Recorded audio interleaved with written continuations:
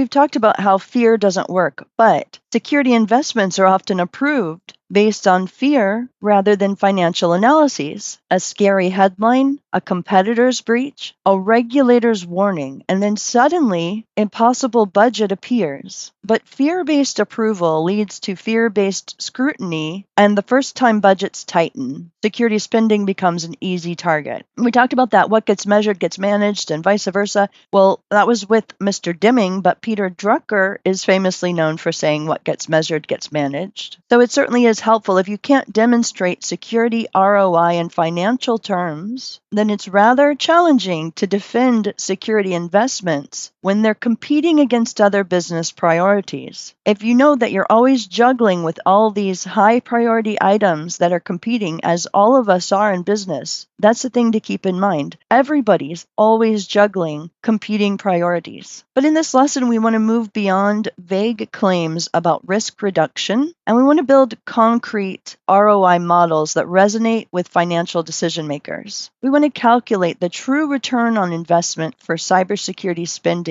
using the same language and methods applied to any other business investment. There's an ROI framework, a fundamental framework for security ROI. It's a straightforward formula. ROI equals benefits minus cost divided by costs. However, with security, quantifying benefits requires thinking differently. Security benefits come in two categories. First, cost avoided. This is the reduction in expected losses from security incidents. And second, operational efficiencies. These are the productivity gains, process improvements, and enabling capabilities that security investments provide. For cost avoided, you need three inputs. Breach probability. How likely is an incident if this control isn't in place? Potential loss exposure. What's the financial impact if an incident occurs? And risk reduction. How much does this control reduce either probability or impact? There's a simple example. If your annual probability of a significant breach is 15%,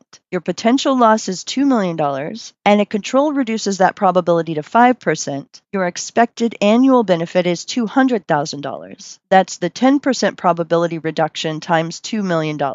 If the control costs $75,000 annually, your ROI is 167%.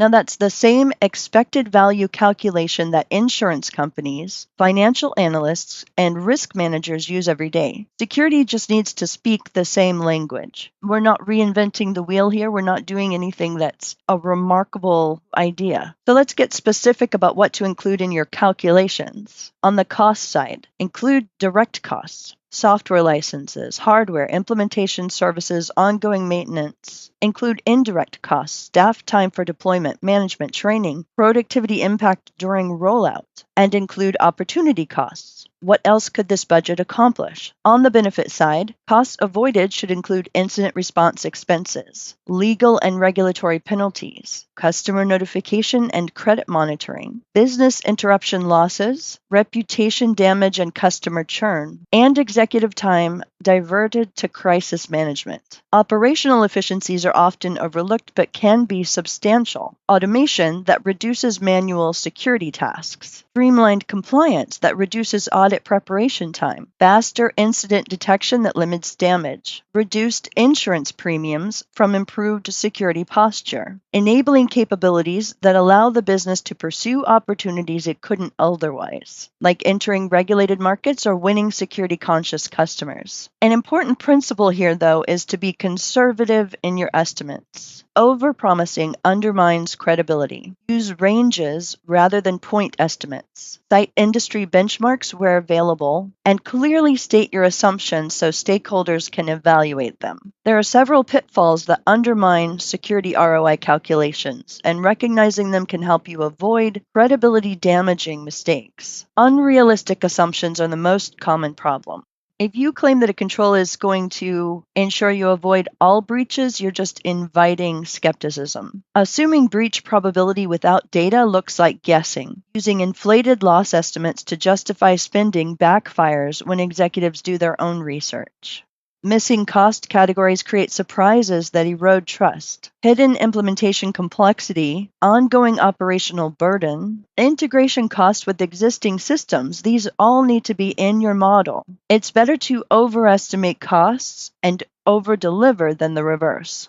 Failure to account for residual risk is a credibility killer. No control eliminates risk completely. Your ROI model should acknowledge what risk remains after implementation. This demonstrates sophistication and professionalism and builds trust. You also don't want to compare apples to oranges when you're creating your security ROI. It uses different methods than other business investments. If finance evaluates projects using net present value, your security case should too. If they use 3-year payback periods, match that time frame, speak their language. And finally, ignoring the counterfactual undermines your case. What happens if we don't make this investment? That's the baseline your ROI is measured against. Make the counterfactual explicit. The costs of inaction are part of the value of action. Now, also, when you're presenting security ROI to executives, structure matters as much as content. Executives are tired of fear-based pitches. So don't lead with the threat. Lead with the business case. Start with the investment, the expected return, and the payback period. Save the risk details for questions or appendices, and use familiar frameworks. If your organization uses specific templates for capital requests or project proposals, use those same templates. You don't want security to look like a special case requiring special evaluation methods. Remember, this is part of normal business operation.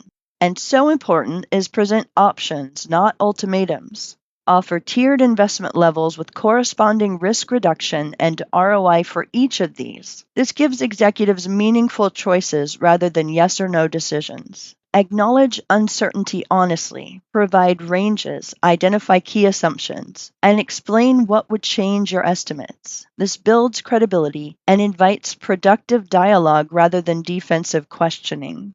For this lesson, the downloadable resource, Security ROI Business Case Template, provides a structured format for presenting security investments, including calculation worksheets, assumption documentation, and executive summary frameworks. The key takeaway here is legitimate security ROI. It's not about making up numbers to justify spending. It's about applying the same financial discipline to security that your organization applies to every other investment.